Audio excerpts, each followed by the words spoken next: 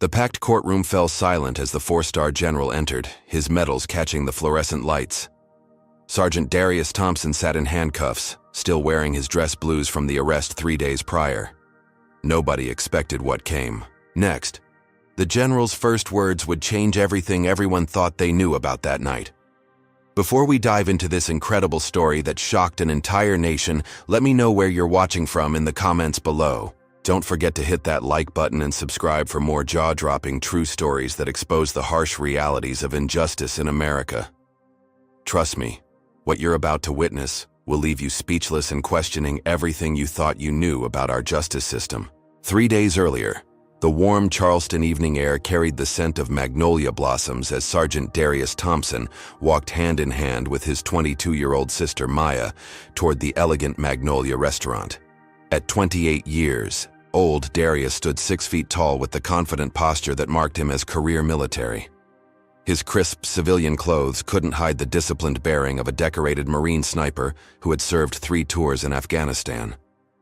"Mom would have loved this place," Maya whispered, her voice catching slightly as they approached the restaurant's ornate entrance. The establishment boasted crystal chandeliers visible through floor-to-ceiling windows, white tablecloths, and prices that would have seemed impossible during their childhood in the projects. Darius squeezed her hand gently. "That's exactly why we're here. She always said someday we'd eat somewhere fancy enough to require reservations." His voice carried the soft drawl of South Carolina, mixed with years of military precision.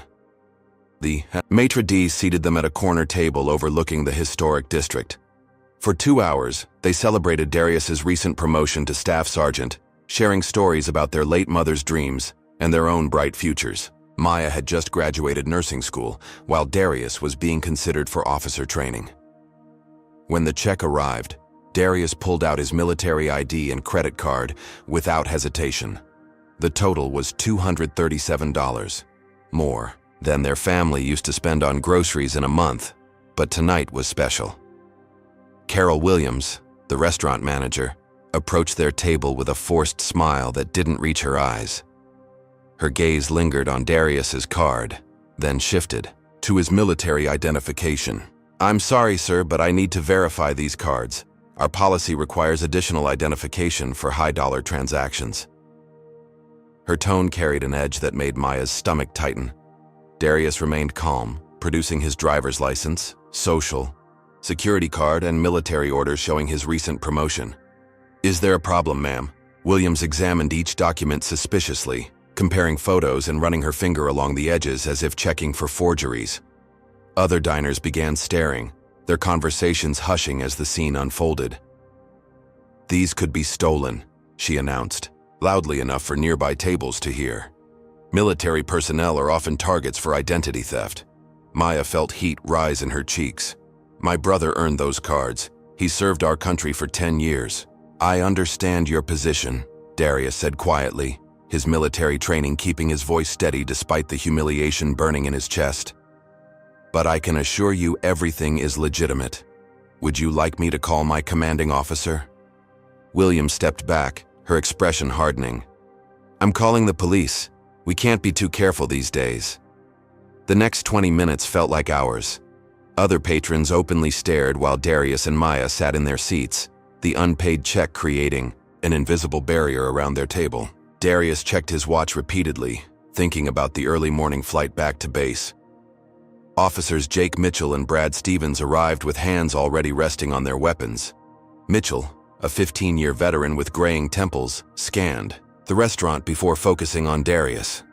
Stevens, younger and broader, positioned himself to block the exit. "We got a call about stolen credit cards," Mitchell announced, approaching their table with aggressive stride. "Stand up and put your hands where I can see them." "Officers, there's been a misunderstanding," Darius began, rising slowly with his palms visible. "I'm Sergeant Darius Thompson, United States Marines. These are my legitimate identification and payment methods." "Save the story," Stevens interrupted, his hand moving closer to his service weapon. "We've heard it all before." Darius placed his documents on the table, maintaining eye contact with Mitchell. "Everything you need to verify my identity is right there. My military orders, driver's license, and credit cards all match." Mitchell barely glanced at the papers. Military ID doesn't mean anything. Anybody can get fake credentials these days. Sir, I've served 3 combat tours in Afghanistan. I'm a decorated sniper with the 2nd Marine Division. You can verify this information in minutes with a simple phone call. The word sniper seemed to electrify both officers. Stevens immediately unsnapped his holster. You threatening us, boy? No, sir. I'm simply identifying my military occupation. I pose no threat to anyone here. But the damage was done. Mitchell stepped closer, invading Darius's personal space. Trained killer getting mouthy with police officers. That sounds like terroristic threatening to me. Maya pulled out her phone, hands trembling as she began recording. This is insane. He's done nothing wrong. Put that phone away, Stevens, Sarandaris, barked. But Maya continued filming as her brother remained perfectly still, hands visible, voice controlled. Officers, I understand you're doing your job, Darius said calmly. But I'm asking you to please verify my identity through proper channels before this escalates unnecessarily. Mitchell interpreted the reasonable request as defiance. Turn around and put your hands behind your back. You're under arrest for disorderly conduct and resisting arrest. I haven't resisted anything, Darius replied. But he complied, allowing the handcuffs to close around his wrists with practiced precision that spoke of muscle memory from arrest training. The metal bit into his skin as Stevens tightened them, beyond necessity. Other diners watched in fascination and horror as a decorated war veteran was paraded through the restaurant like a common criminal.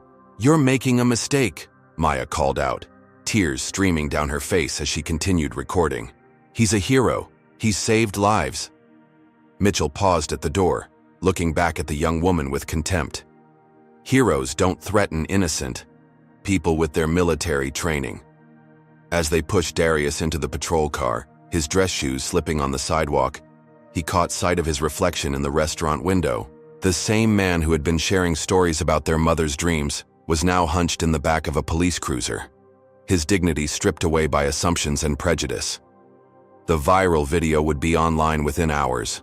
But for now, Darius sat in silence, knowing that his life had just changed forever. The county jail's fluorescent lights hummed constantly, casting harsh shadows through the bars of Darius's solitary cell. For 48 hours, he had been held in isolation, officially for his own protection after other inmates recognized him, from the viral video that had exploded across social media. The concrete walls seemed to close in as Darius sat on the thin mattress, still wearing his civilian clothes from dinner. His watch had been confiscated, leaving him disoriented about time, meals arriving sporadically through a slot in the door. Maya had been fighting tirelessly on the outside, her nursing school graduation forgotten as she coordinated with bail bondsmen and fielded hundreds of calls from reporters, activists, and strangers offering support. The bail had been set at $50,000, an unusually high amount for misdemeanor charges that raised eyebrows even among experienced attorneys. It's like they want to keep him locked up, Maya told her friend Jennifer over the phone, exhaustion evident in her voice. The judge acted like Darius was some kind of dangerous criminal instead of a decorated Marine. The local news coverage had been brutal. Channel 7's evening broadcast featured a stern-faced anchor describing a potentially dangerous situation involving a military-trained individual who allegedly threatened restaurant staff and police officers. The segment included dramatic reenactments and interviews with self-proclaimed security experts who analyzed Darius's threatening behavior frame by frame. WCHS-TV took a different approach, but the damage was spreading. Military sniper arrested for disorderly conduct scrolled across screens throughout the Lowcountry, each repetition hammering another nail into Darius's reputation. Back at Marine Corps Base Camp Lejeune, Colonel James Harrison received the first reports with disbelief that quickly turned to concern. He had known Darius for 6 years, had personally recommended him for promotion, and considered him one of the most professional Marines in his command. Pull his complete service record, Harrison instructed his aide. Every commendation, every fitness report, every evaluation. If we're going to weather this storm, I need ammunition. The internal investigation began immediately, a standard protocol that could result in administrative action, reduction in rank, or even discharge. Military justice operated parallel to civilian courts, meaning Darius faced potential consequences from both systems regardless of his innocence. Harrison's phone rang constantly as the story gained national attention. Conservative media outlets picked up the police department's narrative, suggesting that military training was being weaponized against law enforcement. Liberal commentators painted the arrest as another example of systemic racism targeting Black veterans. Meanwhile, Marines who had served with Darius began speaking out on social media. Staff Sergeant Marcus Rodriguez posted a photo of their unit in Afghanistan, writing, "This man saved my life and the lives of 12 other Marines when we were pinned down by enemy fire. Darius Thompson is a hero, not a criminal." Corporal Lisa Chen shared her own story. "Sergeant Thompson pulled me from a burning Humvee after an IED explosion. He stayed with me for 3 hours under enemy fire until medevac arrived. Anyone calling him dangerous doesn't know what they're talking about." The restaurant faced its own reckoning as the boycotts began. Magnolia Restaurant's Yelp page crashed under thousands of negative reviews. Local civil rights organizations organized daily protests outside the establishment, carrying signs reading, "Justice for Darius," and "Military heroes deserve respect." Owner Patricia Williamson hired a crisis management firm that recommended doubling down on the staff's actions. Their official statement read, "Magnolia Restaurant stands behind our security protocols and supports our management team's decision to verify suspicious payment methods. We will not be intimidated by social media mob tactics." The response only intensified public outrage. Within days, the restaurant's phone lines were jammed with angry callers, and several prominent local families canceled upcoming events, citing concerns about the establishment's treatment of customers. Darius's court-appointed attorney, Harold Fleming, was overwhelmed by the case's complexity and media attention. Fleming typically handled simple misdemeanors and drug charges, not high-profile civil rights cases with national implications. "Look, son," Fleming told Darius during their first meeting in the jail's attorney room, "the best thing for everyone is if you plead guilty to a reduced charge. Community service may be a small fine. This whole thing blows over in a few weeks." "I didn't do anything wrong," Darius replied firmly. "I was polite, cooperative, and completely compliant. Why would I plead guilty to crimes I didn't commit?" Fleming shuffled through his papers, avoiding eye contact. "Because you mentioned your military training to police officers. That's going to play badly with a jury. Prosecutors will paint you as someone who uses their service record to intimidate civilians." The conversation left Darius more determined than ever to fight the charges, but he was beginning to understand the uphill battle ahead. The system seemed designed to pressure him into accepting guilt for the crime of existing while Black in an upscale restaurant. As his second night in solitary custody ended, Darius stared at the ceiling and thought about his mother's dreams, his sister's tears, and the Marines who were defending his honor on social media. Somewhere in the darkness, he found the resolve that had carried him through 3 combat deployments. He would not plead guilty to crimes he didn't commit. No, matter the cost. 2,000 miles away in a Pentagon office that overlooked the Potomac River, General Marcus Stone reviewed the morning intelligence briefings with the methodical precision that had defined his 30-year military career. At 54 years, Old Stone commanded respect from senators and privates alike, his 4 stars representing decades of distinguished service from Iraq to Afghanistan. The routine stack of reports included personnel issues, budget requests, and operational summaries. Stone's aide, Lieutenant Colonel Sarah Chin, had flagged several items requiring his personal attention, including a disciplinary matter involving a Marine sergeant arrested in South Carolina. Sergeant Darius Thompson, 2nd Marine Division, Chen summarized as Stone reviewed the file. Arrested for disorderly conduct and resisting arrest at a restaurant in Charleston. The case is gaining significant media attention due to allegations of racial profiling. Stone paused, the name triggering a distant memory. Thompson, 2nd Marine Division. What's his unit designation? Chen checked her notes. Scout Sniper Platoon, Fox Company, 2nd Battalion. He served 3 tours in Afghanistan with an exemplary record. The general's expression changed immediately. Scout snipers were elite Marines, carefully selected and extensively trained. Stone had worked with similar units throughout his career. and knew their caliber. "Pull his complete service jacket," Stone ordered. "I want every deployment record, every commendation, every evaluation, and get me the after-action reports from his Afghanistan deployments." As Chen left to gather the requested information, Stone accessed his own classified files, searching for any connection to Sergeant Thompson. The name continued to nag at him, associated with a memory just beyond reach. 3 hours later, Chen returned with a comprehensive dossier that made Stone's jaw tighten. Darius Thompson's record was exceptional. Expert marksmanship ratings, Bronze Star recommendation, Army Commendation Medal, and consistently outstanding fitness reports. His superiors universally described him as professional, reliable, and completely trustworthy. But it was the classified after-action report from October 15, 2021, that made Stone's blood run cold. Highway 7 ambush, Kandahar Province. General Stone had been traveling that route as part of a convoy inspection when Taliban forces launched a coordinated attack. The memory flooded back with crystal clarity. IED explosion, small arms fire, RPGs streaking overhead. Stone's armored vehicle had been disabled, leaving him and his security detail pinned down behind twisted metal while insurgents closed in from 3 directions. Then the sniper fire began. Precise, methodical shots that eliminated enemy positions with surgical accuracy. A lone Marine had positioned himself on a rocky outcrop, providing cover while Stone's team evacuated casualties and called for air support. "Jesus Christ," Stone whispered, reading Thompson's name in the classified report. This was the Marine who had saved his life and the lives of 17 other soldiers that day. The same man now sitting in a South Carolina jail, accused of being a public menace. Stone immediately called Chen back into his office.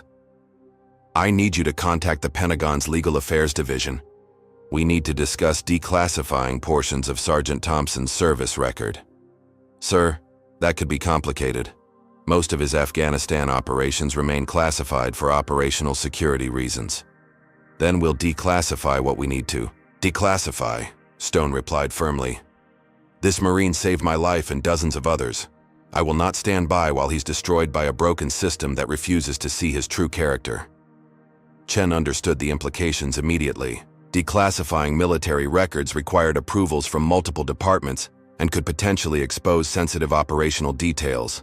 Stone was risking his own career to help a sergeant he'd never officially met. Over the next 48 hours, Stone worked through official channels while privately gathering information about Thompson's arrest. The restaurant security footage, witness statements, and police reports painted a picture that infuriated the general.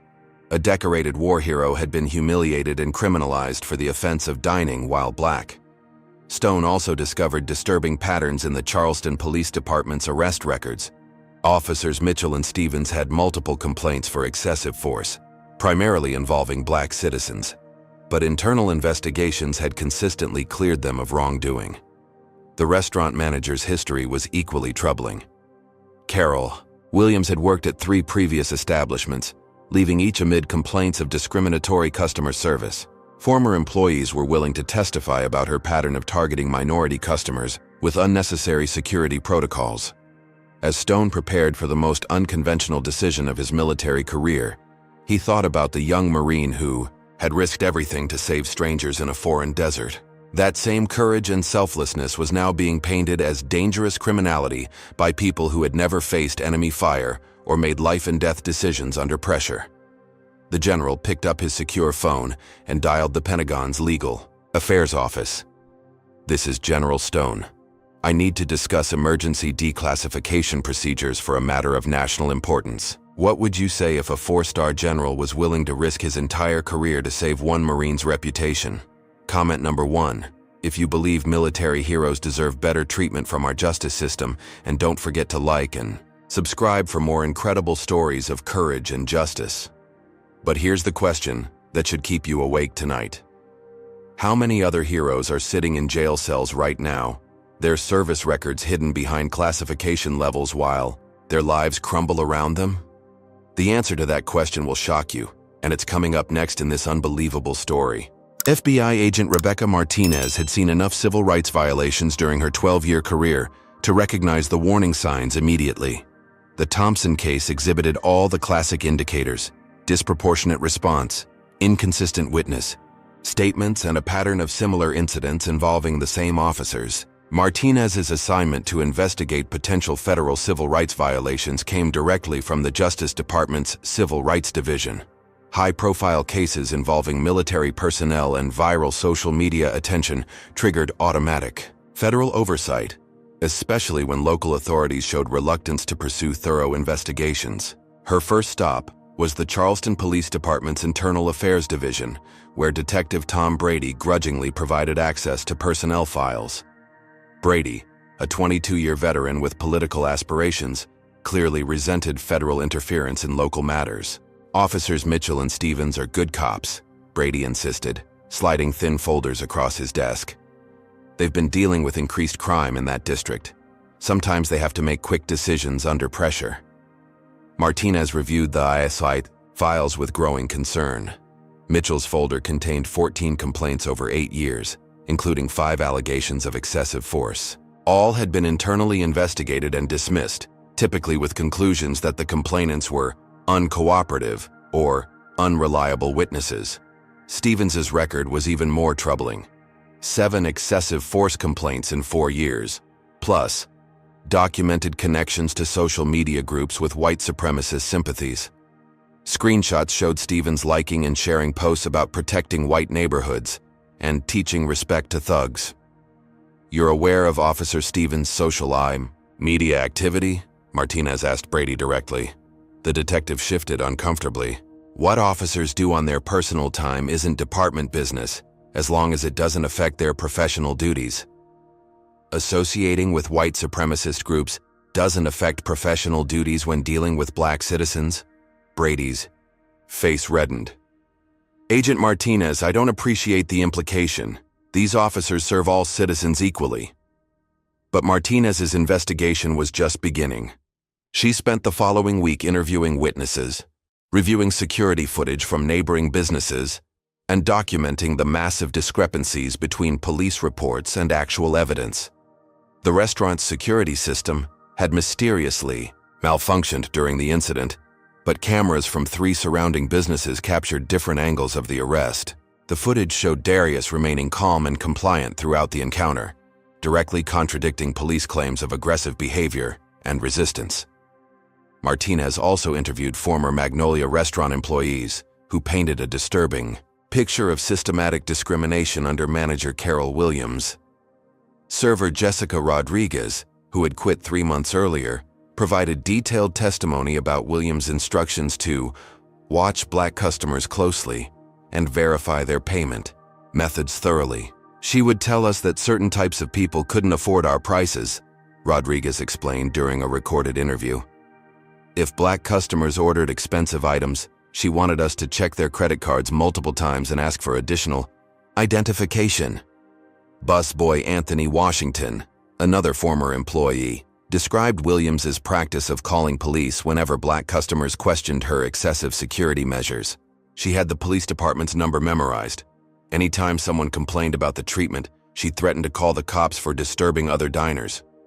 Meanwhile, Martinez's review of Darius's military records revealed the stark contrast between the hero described in official reports and the menace portrayed in police documents. His commanding officers provided unanimously positive evaluations, describing him as one of the most professional and level-headed Marines in their commands. Colonel Harrison flew from Camp Lejeune to personally meet with Martinez, bringing additional documentation of Darius's exemplary service. "Agent Martinez, I've commanded thousands of Marines over 25 years. Sergeant Thompson represents the absolute best of military service. The idea that he would threaten civilians is absurd." Harrison provided detailed accounts of Darius's conduct under the extreme stress of combat operations. "He saved countless lives, both military and civilian. His psychological evaluations consistently show exceptional judgment and emotional control. The man described in these police reports bears no resemblance to the Marine I know." The colonel, also shared classified after-action reports that couldn't be used in civilian court, but painted a picture of extraordinary heroism under fire. Thompson had repeatedly risked his own life to protect others, showing the kind of selfless courage that typically earned congressional medals. As Martinez compiled her evidence, she realized the case represented more than just individual misconduct. The Charleston Police Department's pattern of dismissing excessive force complaints, particularly those involving minority citizens, suggested systematic failures in oversight and accountability. Her preliminary report identified multiple federal civil rights violations, including conspiracy to deprive Thompson of his constitutional rights under color of law. The evidence supported charges against both arresting officers and, potentially, their supervisors who had ignored previous complaint patterns. But Martinez also discovered something else.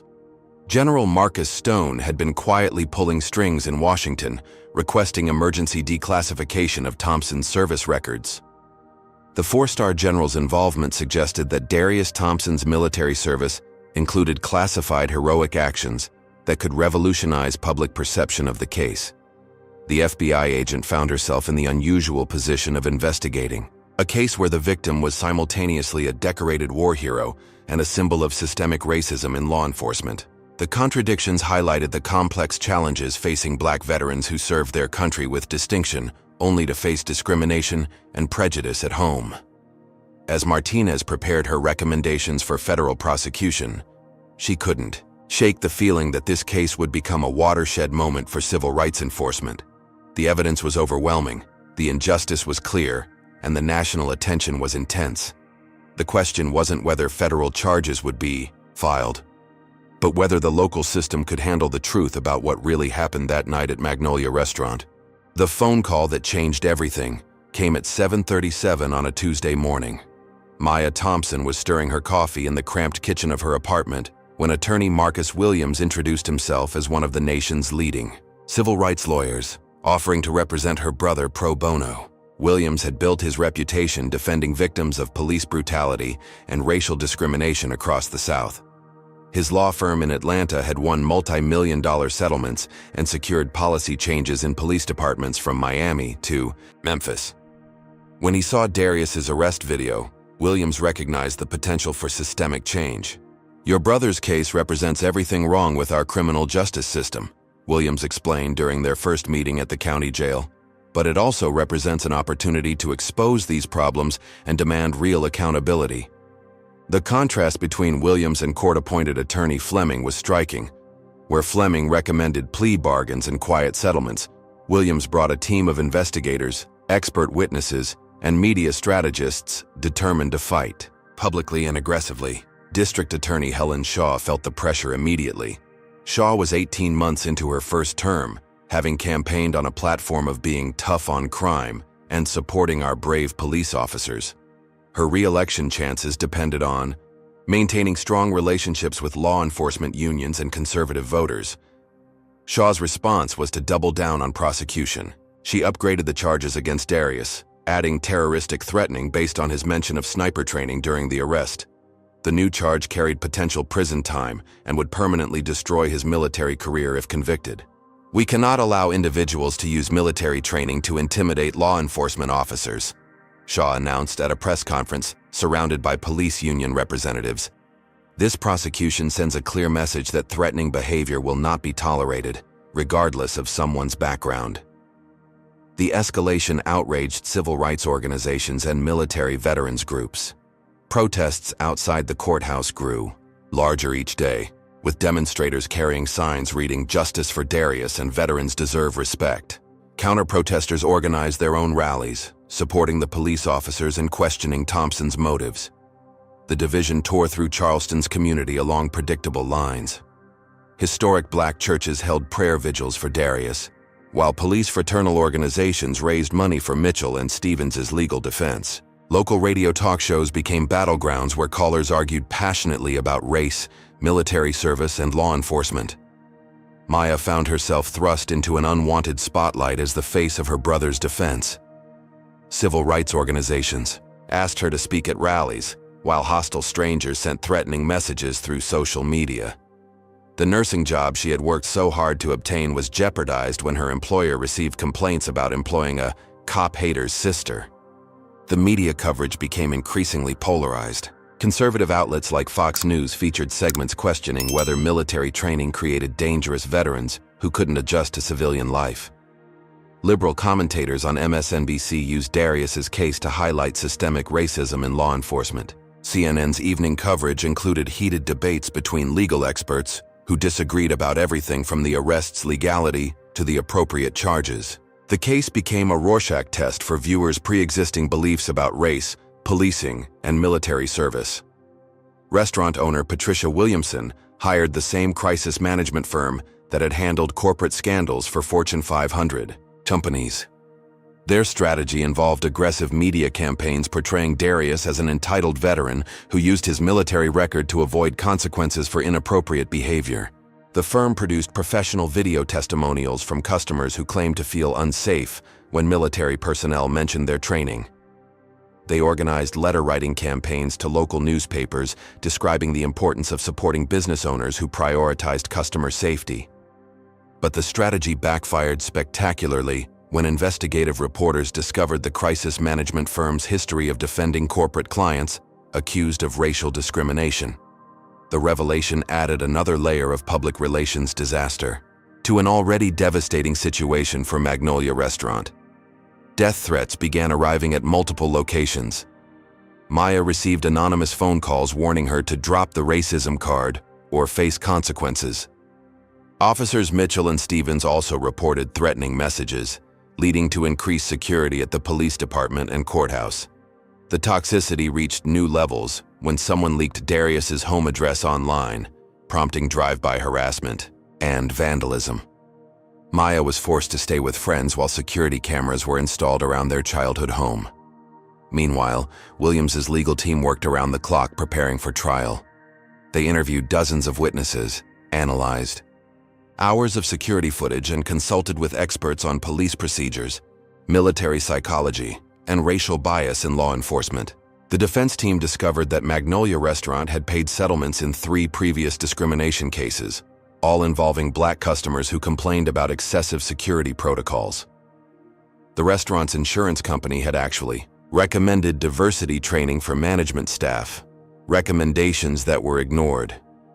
Williams also uncovered financial connections between the restaurant and local police department through a charity golf tournament that raised money for officer equipment. The cozy relationship between Magnolia's ownership and law enforcement suggested potential conflicts of interest in how the complaint was handled. As jury selection approached, both sides prepared for a trial that would capture national attention and potentially influence civil rights enforcement nationwide. The stakes couldn't be higher. Darius Thompson's freedom, career, and reputation hung in the balance, while Charleston's justice system faced a credibility test that would reverberate far beyond South Carolina. The question was whether 12 jurors could see past racial bias and police credibility to find the truth about what really happened that night. Judge Patricia Morrison entered the packed courtroom with the bearing of someone who had spent 23 years navigating complex legal waters. At 61 years old, Morrison was one of Charleston's most respected jurists, known for maintaining strict courtroom decorum while ensuring fair proceedings for all parties. The gallery buzzed with tension as reporters, activists, and curious citizens filled every available seat. Security officers positioned themselves strategically throughout the room, their presence a reminder of the case's volatile nature and national significance. Jury selection had taken 3 grueling days, with both sides fighting over every potential juror. Prosecutor Shaw systematically challenged black candidates, using peremptory strikes to remove anyone who might sympathize with Thompson's experience. Defense attorney Williams objected repeatedly, arguing that Shaw was deliberately creating a racially biased jury. The final panel included only 2 black jurors out of 12, along with several individuals who had expressed strong support for law enforcement during questioning. Williams knew he faced an uphill battle convincing this particular group that police officers had acted improperly. Shaw's opening statement painted Thompson as an entitled veteran who used his military training to intimidate civilians and resist lawful arrest. She walked the jury through the police version of events, emphasizing Thompson's mention of sniper training as evidence of threatening behavior. Ladies and gentlemen, military service is honorable, but it doesn't place anyone above the law, Shaw declared, making eye contact with each juror. When Sergeant Thompson invoked his sniper training during this encounter, he crossed the line from citizen to threat. Our brave police officers had to make split-second decisions to protect public safety. Shaw displayed enlarged photos of Thompson in military gear, suggesting that his combat experience made him inherently dangerous in civilian settings. She quoted selectively from his service records, focusing on weapons training and combat deployments, while ignoring commendations for heroism and leadership. Williams' opening statement told a completely different story. He presented Thompson as a decorated war hero whose only crime was dining while black in an upscale restaurant. The defense attorney methodically dismantled the prosecution's narrative, highlighting contradictions between police reports and video evidence. Darius Thompson spent 10 years defending our freedom overseas, only to have that freedom denied by officers who saw his skin color before his service record, Williams argued passionately. The evidence will show that Sergeant Thompson was polite, cooperative, and completely compliant throughout this encounter. The only thing threatening about him was his presence in a restaurant where some people believed he didn't belong. The prosecution's first witnesses were Officers Mitchell and Stevens, who testified that Thompson had been aggressive and uncooperative from the moment they arrived. Mitchell claimed that Thompson's mention of sniper training was clearly intended to intimidate law enforcement. He looked me straight in the eye and told me he was a trained killer, Mitchell testified under oath. In my 15 years of experience, that's a direct threat to officer safety. Under cross-examination, Williams exposed significant inconsistencies in Mitchell's testimony. The officer couldn't explain why his police report failed to mention Thompson's alleged threatening statements, or why he had handcuffed a dangerous suspect without calling for backup. Officer Mitchell, if Sergeant Thompson was truly threatening you with his military training, why didn't you request additional units? Williams asked pointedly. Mitchell hesitated before answering. We had the situation under control. Under control? By arresting a decorated Marine for paying his dinner check? By arresting someone who was disrupting a business and threatening police officers. Williams then played the security footage from neighboring businesses, showing Thompson remaining calm and compliant throughout the encounter. The video directly contradicted Mitchell's testimony about aggressive behavior and resistance to arrest. Stevens's testimony proved even more problematic for the prosecution. Under intense questioning, he admitted to following social media accounts associated with white nationalist groups, though he claimed this didn't influence his professional conduct. Williams pressed the issue. Officer Stevens, would you describe your personal views about black citizens as unbiased? Yes, absolutely. Even though you've liked and shared posts describing black men as thugs who need to be taught respect, Shaw objected vigorously, but Judge Morrison allowed the questioning to continue. Stevens's credibility crumbled as Williams systematically exposed his history of racially charged social media activity. Restaurant manager Carol Williams testified about her security protocols, insisting that she treated all customers equally. But Williams produced testimony from former employees describing her pattern of targeting black customers with excessive identification requirements.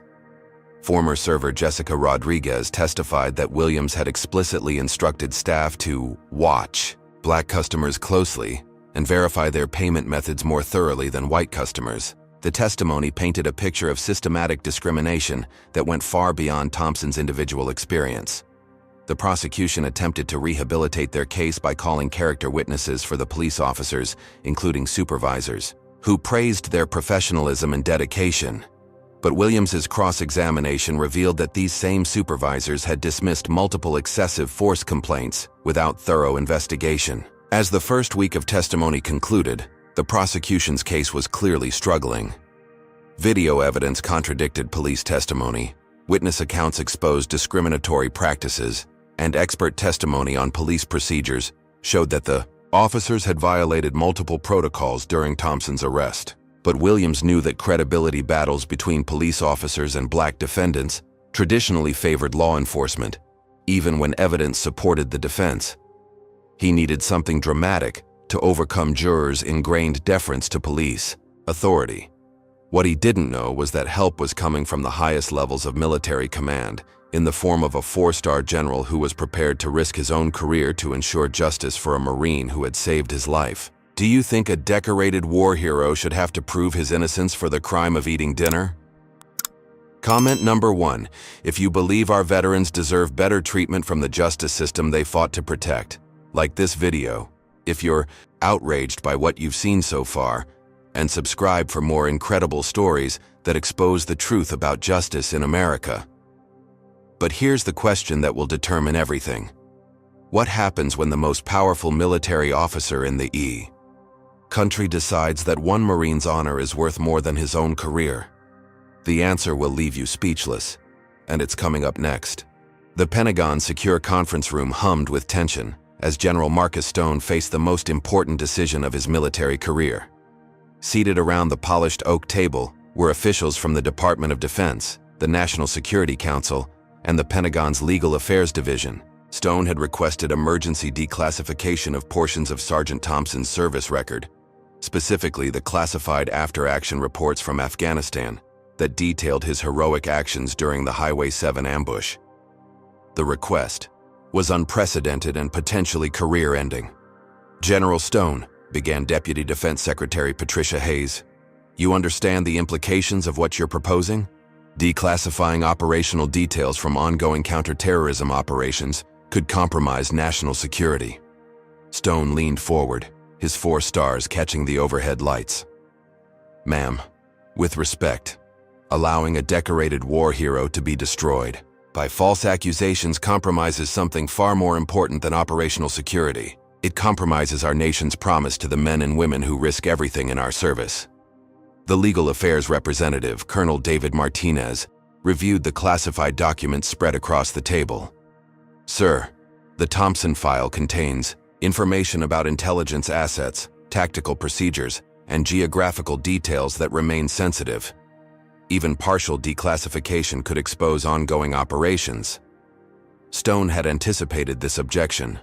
"Colonel, I'm not asking to reveal operational details or compromise active missions. I'm requesting permission to testify about Sergeant Thompson's specific actions during the Highway 7 incident, actions that directly saved American lives, including my own." The room fell silent as Stone's words sank in. Hayes reviewed her notes with newfound interest. "General, are you saying that Sergeant Thompson saved your life?" "Yes, ma'am. On October 15, 2021, Sergeant Thompson's actions under enemy fire prevented the deaths of myself and 17 other American personnel. His heroism was classified due to the sensitive nature of our mission, but that classification is now being used to destroy an innocent man's life." Stone stood and walked to the window overlooking the Potomac River.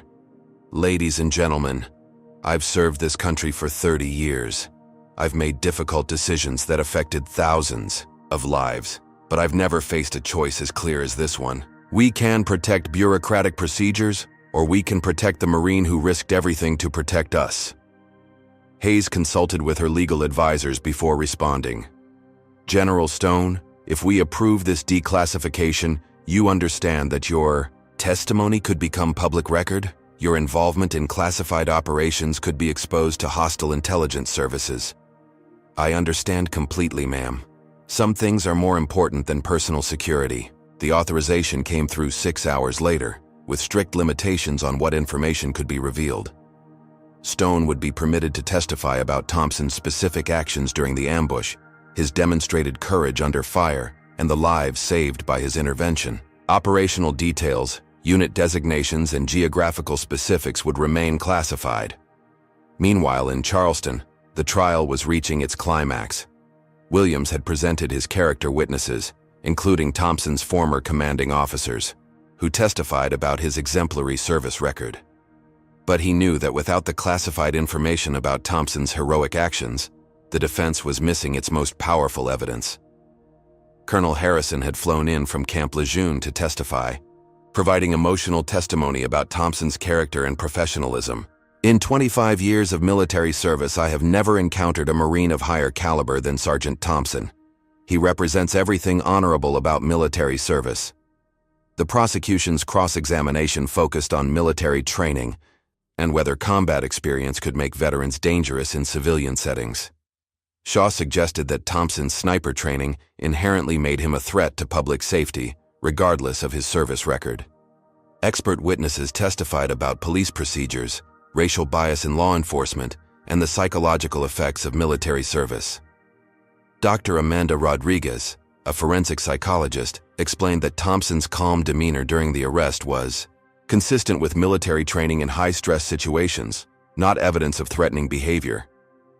Sergeant Thompson's response to this encounter demonstrates exceptional emotional control, Dr. Rodriguez testified. His ability to remain calm while being falsely accused and illegally arrested shows the kind of discipline that military training instills in elite soldiers. FBI agent Martinez took the stand to describe her investigation into the Charleston Police Department's patterns of excessive force and racial bias. Her testimony revealed systematic problems that went far beyond Thompson's individual case. Officers Mitchell and Stevens have generated 14 excessive force complaints over their combined careers, Martinez testified. 13 of those complaints involve black citizens, and all were dismissed without thorough investigation. The agent's testimony also exposed the cozy relationship between Magnolia Restaurant and local police, including financial contributions that raised questions about the department's objectivity in investigating complaints against the establishment. As the defense case neared conclusion, Williams felt confident about the evidence but worried about jury bias. The prosecution had successfully planted seeds of doubt about military veterans and their potential danger to civilian society. Shaw's closing arguments would undoubtedly emphasize Thompson's combat training as evidence of inherent threat. That evening, Williams received an unexpected phone call that would change everything. The voice on the other end identified himself as General Marcus Stone, requesting an immediate meeting to discuss testimony that could exonerate Sergeant Thompson completely. Williams initially suspected a prank call, but the general's knowledge of classified military operations and Thompson's service record convinced him otherwise. Stone explained his connection to Thompson through the Highway 7 incident and his willingness to testify about the sergeant's heroic actions. "Mr. Williams, Sergeant Thompson saved my life and the lives of 17 other Americans. I will not allow his courage to be twisted into evidence of criminality by people who have never faced enemy fire." The meeting took place at 2 in the E.S. Grace morning in Williams's hotel room, with Stone arriving in civilian clothes to avoid media detection. The general brought declassified documents detailing Thompson's actions during the Taliban ambush, including his Silver Star recommendation and Bronze Star citation. "These commendations were classified due to operational security," Stone explained. "But the Pentagon has authorized me to testify about Sergeant Thompson's specific actions. What you're about to learn will change everything about this case." As Stone described the ambush and Thompson's heroic response, Williams realized he was hearing about one of the most extraordinary acts of courage in recent military history. Thompson had single-handedly engaged multiple enemy positions, coordinated casualty evacuation under fire, and risked his own life repeatedly to save others. "General, why are you willing to risk your career for Sergeant Thompson?" Stone looked Williams directly in the eye. "Because honor demands it, because justice demands it, and because I owe my life to a man who deserves better than what our system has given him." The next morning, Williams filed an emergency motion to present additional testimony from a surprise witness. Judge Morrison, intrigued by the mysterious nature of the request, agreed to hear arguments in chambers before ruling on admissibility. When Williams revealed that a 4-star general was prepared to testify about Thompson's classified heroic actions, the courtroom dynamics changed instantly. Shaw objected vigorously, arguing that military testimony was irrelevant to civilian criminal charges. But Morrison understood the significance immediately. "Mr. Williams, are you telling me that a 4-star general is willing to risk his career to testify on behalf of your client?" "Yes, Your Honor.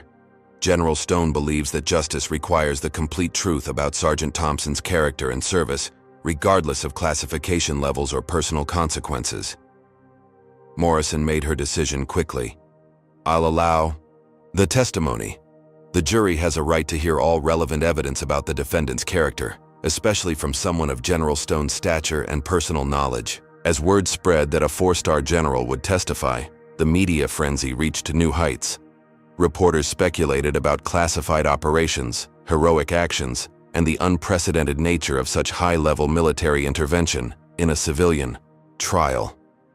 The stage was set for the most dramatic moment in Charleston courtroom history, as General Marcus Stone prepared to risk everything to save the Marine who had once saved him.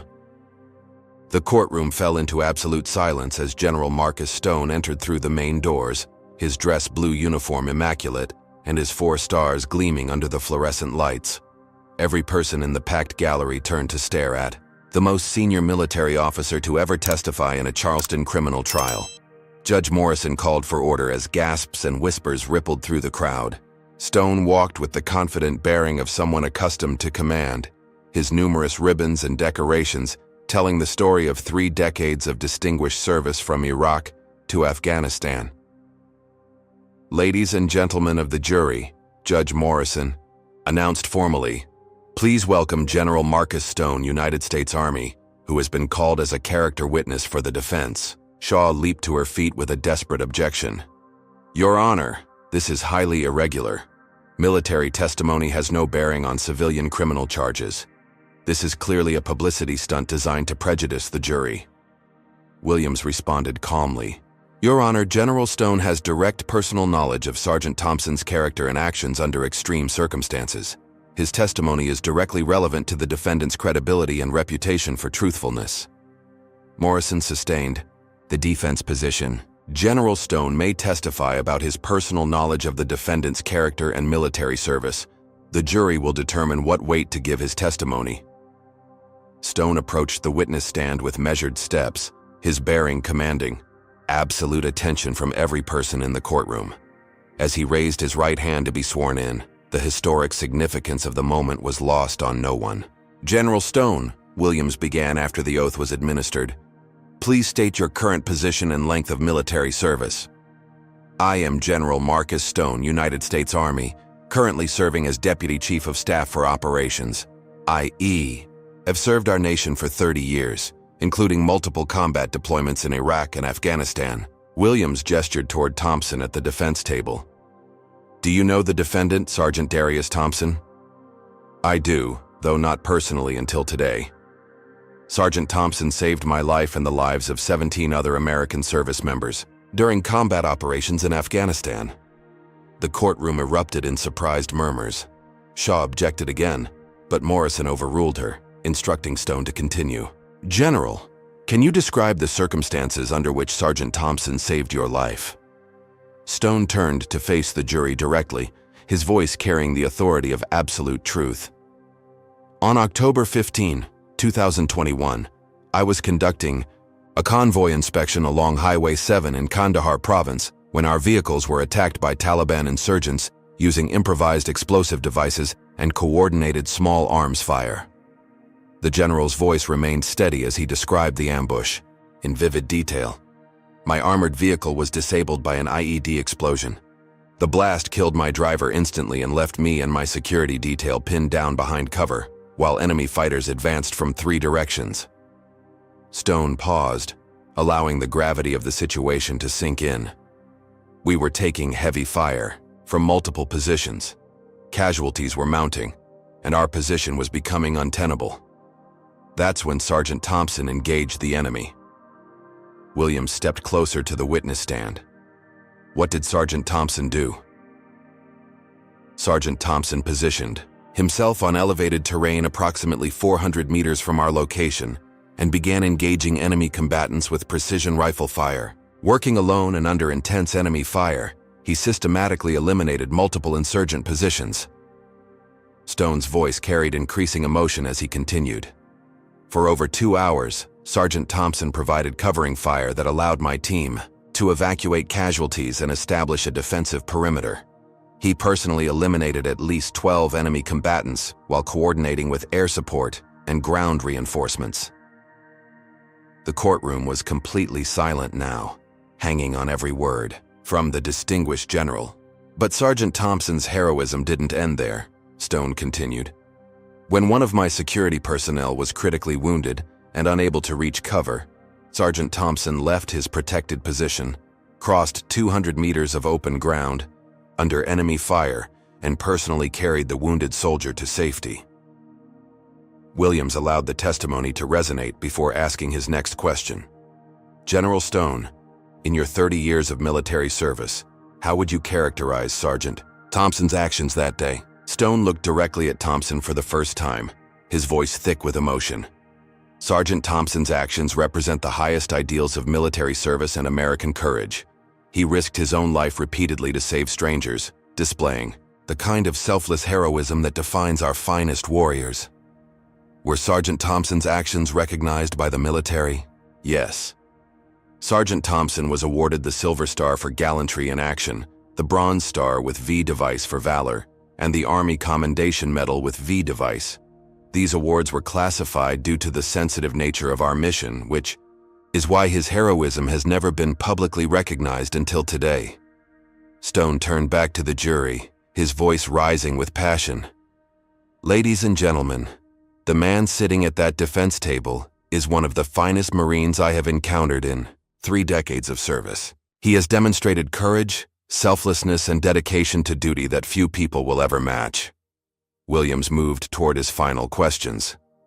General Stone, based on your personal knowledge of Sergeant Thompson's actions under extreme stress, do you believe he poses any threat to civilian society?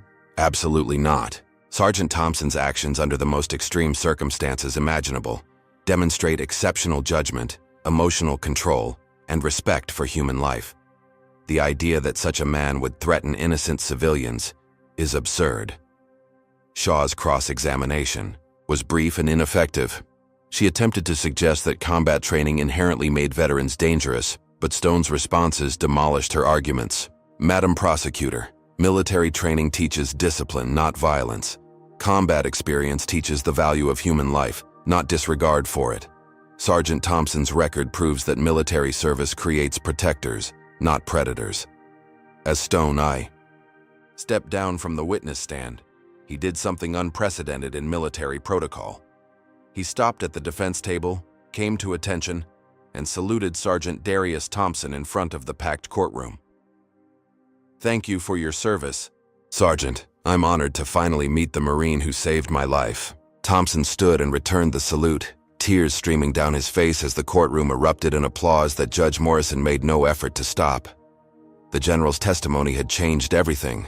A decorated war hero could not be transformed into a dangerous criminal by prosecutorial manipulation when a 4-star general was willing to stake his career on the truth. Shaw's rebuttal arguments fell on deaf ears. The jury had heard from the highest levels of military command that Darius Thompson was exactly what his supporters claimed, a genuine American hero whose only crime was existing while black in a society that refused to see his true worth.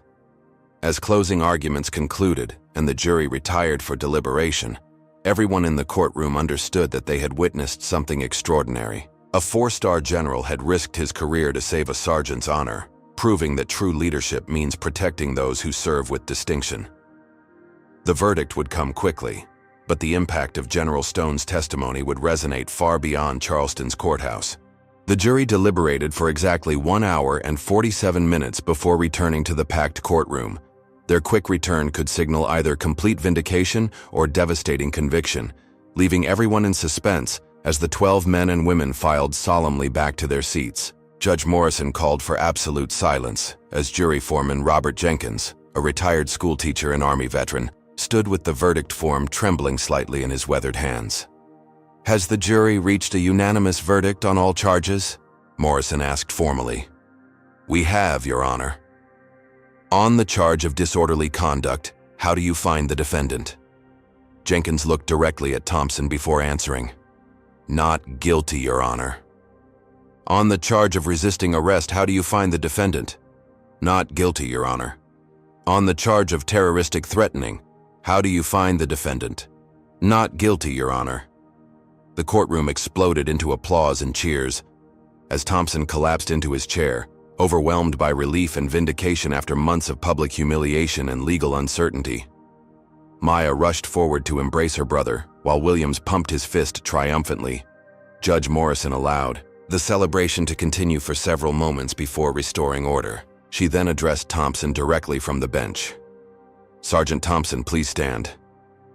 Thompson rose unsteadily, still processing his complete exoneration. "Sir, this court owes you an apology. You have been subjected to a prosecution that should never have occurred based on charges that were clearly unfounded.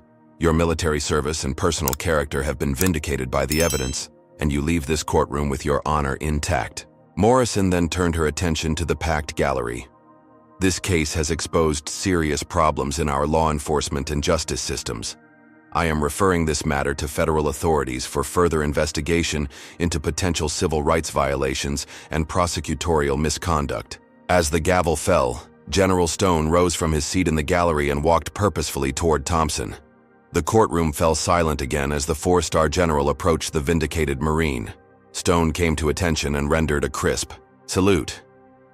"Sergeant Thompson, it has been my honor to finally meet the Marine who saved my life and the lives of 17 other Americans. Your courage under fire pales only in comparison to your dignity under persecution."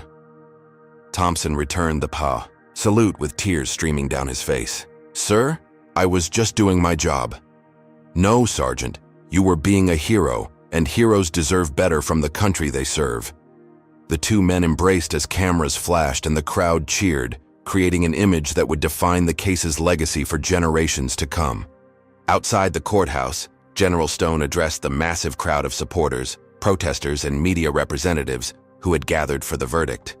His impromptu speech became one of the most powerful statements on justice and military service in recent memory. "Today we witness the American justice system at its best and worst," Stone began, his voice carrying clearly across the courthouse steps. "We saw how prejudice and assumption can destroy an innocent man's life, but we also saw how truth and courage can overcome injustice." Stone announced his intention to create the Thompson Foundation, a non-profit organization providing legal assistance to veterans facing discrimination and false accusations. "No American who has served our nation should ever face the ordeal that Sergeant Thompson endured. We will ensure that military heroes receive the respect and protection they deserve." The general's career faced immediate scrutiny from Pentagon officials concerned about his unprecedented intervention in civilian legal proceedings. Within weeks, Stone would face questions about his conduct from congressional committees and military review boards. But Stone remained unrepentant. "Some things matter more than protocol," he told reporters. "Protecting those who serve with honor is worth any personal cost." The FBI's investigation into the Charleston Police Department expanded rapidly following Thompson's vindication. Officers Mitchell and Stevens were arrested on federal civil rights charges within 2 weeks, facing potential prison sentences for conspiracy to deprive Thompson of his constitutional rights. Internal Affairs Detective Tom Brady was fired for his role in covering up previous excessive force complaints.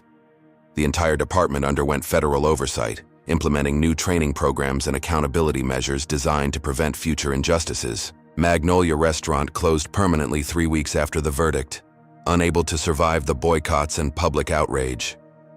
Manager Carol Williams faced personal lawsuits from multiple former customers who came forward with their own discrimination experiences. District Attorney Helen Shaw's re-election campaign collapsed as voters rejected her handling of the Thompson case.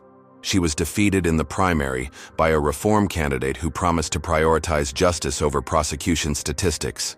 Maya Thompson used her newfound platform to establish the Military Justice Project, providing support services for veterans' families facing legal challenges. Her organization partnered with Stone's Foundation to create a comprehensive network protecting military personnel from discrimination and false accusations. Darius Thompson returned to active duty with his security clearance restored and his military record enhanced by his dignified response to persecution. He received a public commendation ceremony where his previously classified medals were finally presented before his family, friends, and fellow Marines. Thompson used his experience to become a national advocate for criminal justice reform and military-civilian relations. His speeches at military bases and law enforcement training academies helped bridge understanding between communities that too often viewed each other with suspicion. The case became a landmark example of how systemic racism could be overcome when truth confronted injustice with unwavering courage. Law schools began teaching the Thompson case as an example of effective civil rights litigation. while military academies use Stone's testimony as an example of principled leadership. 6 months after the verdict, Thompson and Maya visited their mother's grave to share the news of his complete vindication. Standing in their dress uniforms, they finally told her spirit that they had dined at the restaurant she always dreamed of visiting, and that justice, though delayed, had ultimately prevailed. "Mom would be proud," Maya whispered, placing flowers on the simple headstone. "She always said the truth would set us free," Thompson replied, looking toward the Charleston skyline, where protests had turned to celebrations, where division had begun healing into understanding. The final image of their story showed Thompson, in his dress blues, standing proudly beside his sister, their mother's dreams honored not just by their success, but by their perseverance in the face of injustice. The Marine who had saved lives in foreign deserts had ultimately saved something more precious at home: faith in the promise that America could be better, that justice could prevail, and that heroes come in all colors. Their victory belonged not just to them, but to everyone who believed that courage and truth could overcome prejudice and fear. In a courtroom in Charleston, South Carolina, a 4-star general had proved that honor knows no rank, justice knows no color, and heroism takes many forms. The boy who grew up in the projects had become a decorated war hero. The war hero who faced false accusations had become a symbol of justice, and the nation that had failed him had learned, through his grace and General Stone's courage, that it could still be worthy of the sacrifices made in its name. What does this incredible story of courage and justice mean to you? Comment below and tell us which moment moved you most. Was it General Stone's unprecedented testimony, Thompson's dignified response to injustice, or the jury's swift vindication of an American hero? Like this video if you believe our veterans deserve better treatment from the system they fought to protect, and subscribe for more powerful stories that expose the truth about justice in America. Share this story with everyone who needs to understand that heroes come in all colors and that courage takes many forms. Thank you for joining us on this remarkable journey from injustice to vindication, from persecution to triumph. Remember that every share, like, and comment helps spread awareness about the challenges our veterans face and the changes we need to make. Until next time, keep fighting for justice, keep believing in truth, and never forget that ordinary people can do extraordinary things when they refuse to accept injustice. God bless our veterans, and God bless America. This powerful story reveals profound truths about courage, justice, and the persistence of prejudice in modern America. Darius Thompson's experience demonstrates how racial bias can instantly transform a decorated war hero into a perceived threat, simply because society struggles to see beyond skin color. The case exposes how institutional racism operates through seemingly normal procedures, from restaurant security protocols to police arrest patterns, creating systemic barriers that disproportionately impact Black Americans regardless of their achievements or character. General Stone's unprecedented intervention illustrates that true leadership requires moral courage over career preservation. His willingness to risk everything for justice reminds us that those in positions of power have unique responsibilities to protect the vulnerable and challenge injustice. The story also highlights how classification systems can inadvertently harm the very heroes they're meant to protect, hiding acts of valor that could counter harmful stereotypes. Perhaps most importantly, Thompson's dignified response to persecution shows that maintaining integrity under pressure creates lasting change. His refusal to accept guilt for crimes he didn't commit, combined with Stone's brave testimony, transformed a personal injustice into a catalyst for systemic reform. This reminds us that individual courage, when supported by truth and determination, can overcome even the most entrenched prejudices and inspire meaningful progress toward a more just society. How many more Darius Thompsons are sitting in jail cells right now, their heroic service hidden behind classification levels while their lives crumble around them? Comment below and share your thoughts on what changes are needed to protect our veterans from discrimination and false accusations. Have you or someone you know experienced similar treatment because of racial bias? Your story matters, and sharing it helps create awareness that leads to real change. Like this video if you believe that military heroes deserve respect regardless of their race, and subscribe to our channel for more incredible true stories that expose injustice and celebrate courage. Share this powerful story with your friends, family, and social media networks, because every share helps spread awareness about the challenges our veterans face and the reforms we desperately need. Thank you for watching this remarkable journey from persecution to justice, from despair to triumph. Your engagement through comments, likes, and shares helps amplify these important stories and supports our mission to expose truth and fight for justice. Remember that change begins with awareness, and awareness spreads through stories like this one. Keep believing in the power of truth, keep fighting for what's right, and never forget that heroes come in all colors. Until our next story, stay strong, stay informed, and keep making a difference in the world.